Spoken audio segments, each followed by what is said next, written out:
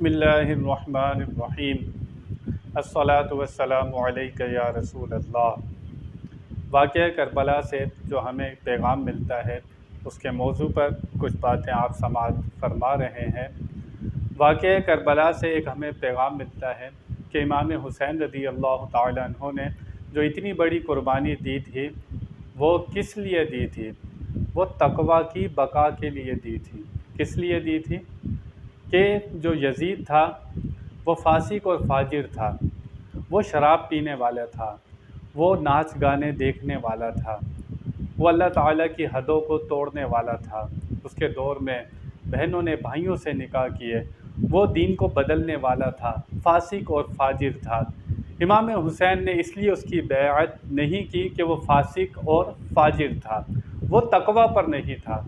इमाम ने तक़वा की सरबुलंदी के लिए इतनी बड़ी शहादत आपने दी कि वो मुत्तकी और परहेज़गार शख्स नहीं था। हमें वाक़या करबला से एक पैगाम ये भी मिलता है कि हमें तक़वा वाली ज़िंदगी गुजारनी है, अपनी ज़िंदगियों में तक़वा को दाखिल करना है। तक़वा के माने हैं अल्लाह से डरना और गुनाहों से बचना, ये तक़वा के माना है। लोगों ने आज वाक़या करबला को चंद रस्मों का नाम समझ लिया। ये घोड़े भगा लेना या और तरह तरह की रस्मों का नाम आज करबला को उनकी याद को रख लिया। इमाम हुसैन ने इसलिए कुर्बानी नहीं दी थी कि उसके इमाम हुसैन की कुर्बानी के बाद ये चंद रस्में की जाएं और समझा जाए कि हमने हक़ अदा कर दिया। इमाम हुसैन ने तक़वा की सरबुलंदी के लिए, तक़वा को बचाने के लिए कि दीन और तक़वा से खाली ना हो, लोग फासिक और फाजिर ना हो जाएं, लोग दीन इस्लाम को बदलने वाले ना हो जाएं। इमाम हुसैन ने इसलिए कुर्बानी दी थी कि लोग दीन पर कायम रहें और इस पर अमल करते रहें और अपनी ज़िंदगियों में तक़वा को दाखिल करें।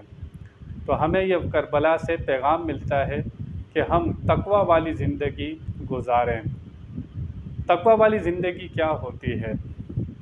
हज़रत काब अहबार से हज़रत अब्दुल्ला बिन उमर ने अर्ज़ की कि आप यहूदियों के भी बहुत बड़े आलिम रहे हैं, उनकी किताबों का भी आपको इल्म है और दीन इस्लाम को भी आप बखूबी जानते हैं, तो हमें बताइए कि इस तक़वा के क्या माना है। ये तक़वा का माना आया है कुरान में 200 से ज़ायद मकामात पर हमें तक़वा इख्तियार करने का हुक्मनामा सुनाया गया है। 200 से ज़ायद मकामात पर कि तक़वा इख्तियार करो, तक़वा इख्तियार करो, परहेज़गार बन जाओ, अल्लाह से डरने वाले बन जाओ। ये कुरान पाक में जगह जगह मुख्तलिफ़ सीगों के साथ ये हुक्मनामा मौजूद है कि मुसलमानों को ईमान लाने के बाद जो काम करना है वो मुत्तकी बनना है।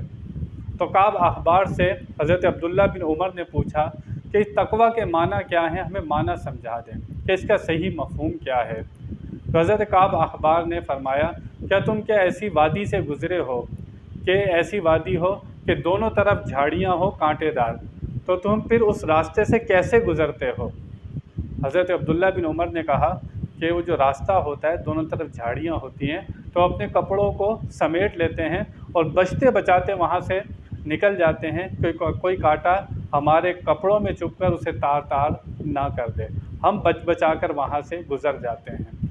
काब अखबार ने कहा तक़वा भी यही है कि तुम ये समझो कि ईमान की सफ़ेद चादर तुमने ओढ़ रखी है, इस पर कोई दाग ना लग जाए, इस पर कोई दाग ना लग जाए। ये एहतियात से ज़िंदगी गुजारना, मोहतात होकर ज़िंदगी गुजारना, गुनाहों से बच बच कर ज़िंदगी गुजारना, एक एक कदम फूंक फूंक कर रखना कि कहीं मेरी नज़र ना बहक जाए, कि मैं ना बहक जाऊं, मैं गुनाहों में ना पड़ जाऊं, इसको कहते हैं बच बच कर एहतियात के साथ ज़िंदगी गुजारने का नाम तक़वा है। अपने आप को देखना कि कहीं मुझे नफ्स के वार में तो मैं नहीं आ गया, कि शैतान तो मुझ पर हमला नहीं कर रहा, ये दुनिया के बुरे लोग तो मुझ पर हमला नहीं कर रहे, और मैं कहाँ खड़ा हूँ, मैं कैसी ज़िंदगी गुजार रहा हूँ, मैं अल्लाह रसूल के हुक्म के मुताबिक ज़िंदगी गुजार रहा हूँ या गुनाहों में मेरी ज़िंदगी गुज़र रही है। क्या मैं अपनी आँखों की हिफाजत करता हूँ? क्या जिस तरह मेरा रब चाहता है, मुझे रब मेरा जहाँ देखना चाहता है वहाँ मैं मौजूद होता हूँ या नहीं होता?